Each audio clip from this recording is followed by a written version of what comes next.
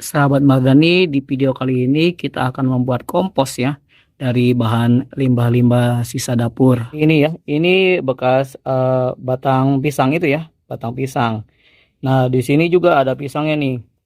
Sekarang kan banyak musim ini ya, musim angin, jadi pohon pisang aku banyak yang rubuh nih. Nah, kayak gini, ini nggak bisa di ini ya, nggak bisa dijadiin keripik karena ini dia masih terlalu muda nih. Biasanya sahabat Marani pisang yang muda itu cocok ya untuk keripik ya. Tapi karena ini terlalu muda, ini isinya nggak ada nih, jadi nggak bisa dibuat keripik tuh. Nah isinya nggak ada ya, ada segini ini susah ya buat dibikin keripiknya. Nah ini kemarin hasil aku buat keripik pisang ya. Ini dari pisang yang muda tuh. Pisang yang muda aku belah dalamnya, diambil ya, dijadikan keripik pisang. Nah, kulit pisangnya ini kita nggak buang ya, kita kumpulin dulu, nanti kita olah buat menjadi kompos ya. Nah, sahabat Marani, ini hasil aku buat keripik dari pisang yang rubuh ya, pisang yang rubuh tertiup angin yang masih muda, kita manfaatin untuk jadi keripik. Nah, ini yang warnanya kuning ini dia pisang gembrot ya, pisangnya yang gembrot itu yang gemuk, namanya pisang gembrot. Jadi warnanya kuning bagus ya. Kalau pisang yang lain ini ada beberapa jenis pisang ya. Biasanya dia di sini nanti ininya agak hitam ya. Jadi tidak kuning keemasan seperti ini, dia agak-agak hitam. Nah, terkadang juga kita mempunyai pisang yang sudah agak matang ya, yang sudah agak matang. Ini jangan dibuang begitu aja. Aku juga tadi dapat ini tuh, dapat sirsak ya, sirsak atau nangka landa. Ini dimakan lalai. Ini belum terlalu matang ya, belum terlalu matang. Ini kalau kita timbul sehari 2 hari bisa matang. Ini sebenarnya bisa dimakan ya, karena yang rusaknya ini aja tuh. Tapi aku ingin buat kompos dari ini ya, kita gabungin semua. Nah di sini juga aku punya kulit manggis. Kulit manggisnya sengaja juga kita kumpulin, jangan sampai dibuang. Nah, kalau ada limbah dapur, semuanya juga dikumpulin karena ini bulan puasa. Jadi siang ini di dapur belum ada yang dimasak ya, jadi tidak ada limbah dapurnya. Nah, kayak kita ini ya kupas kelapa muda ini juga ya bisa dibikin kompos juga. Tapi kalau yang ini terlalu tebal, kita ambilnya yang ininya aja nih. Yang ininya kita ambil ya, yang kecil-kecilnya. Pokoknya sahabat Barani bahan-bahan yang ini yang kecil-kecilnya kita kumpulkan aja menjadi satu. Nanti dia akan kita buat pupuk kompos ya. Iya sahabat Mardani, ini juga ada kardus ya, kardus bekas. Ini juga bisa ya kita jadikan kompos. Tapi dengan cara kita nanti suwir-suwir ya, suwir-suwir supaya dia mudah nanti untuk proses pembusukannya ya. Di suwir-suwir ini kardus yang bekas. Kalau yang masih bagus mah kalau banyak kamu bisa kiloin aja tuh. Nah ini karena nggak kepake, kita suwir-suwir aja seperti ini. Untuk bahan-bahan yang besar-besar seperti ini, kita hanya perlu mencacahnya biar lebih sedikit lebih kecil ya, agar nanti mudah untuk diproses pembusukannya.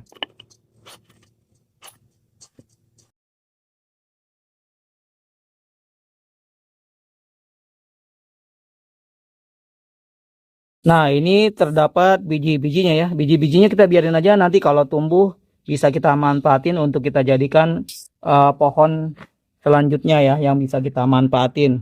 Kita cek ya supaya nanti kita bisa dengan mudah menyusunnya. Kalau gini kan bahannya enggak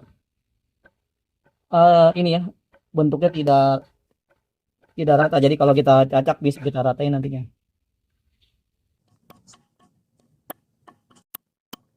Untuk pisangnya kita potong-potong ya sehalus mungkin supaya nanti cepat ya, cepat proses pembusukannya.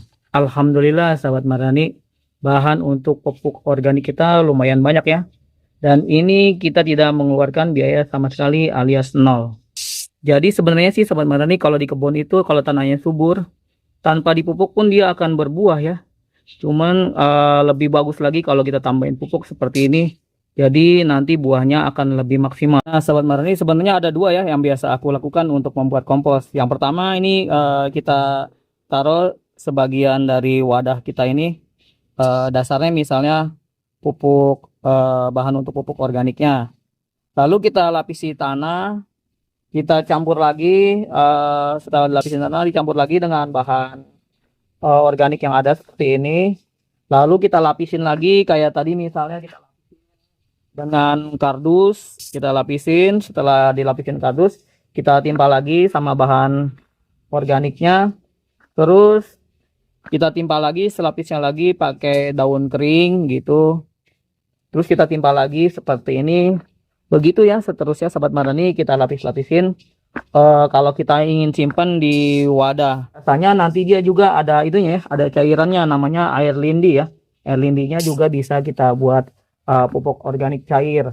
Tapi sahabat Marani, yang kali ini aku lakukan bukan yang itu ya. Kita langsung taruh pupuk komposnya di antara perakaran yang ingin kita tanam tuh. Nah, kayak di sini ini banyak ada pohon pisang ya, ada pohon pisang, dan di sini juga ada jahe. Nah, ini di sini terlihat tuh pohon cabenya terlihat subur ya. Tadinya ini dia aku kasih nih itu ya, rumput-rumput yang aku cacak halus. Nah, dia udah jadi tanah juga tuh. Nah, ini kita akan taruh di sini ya, di sini supaya dia tambah subur. Jadi sahabat Marani, kita tinggal menyusun rapi aja di sini. Kita taruh biar rata ya di sekitar tanaman ini ya, tanaman pisang,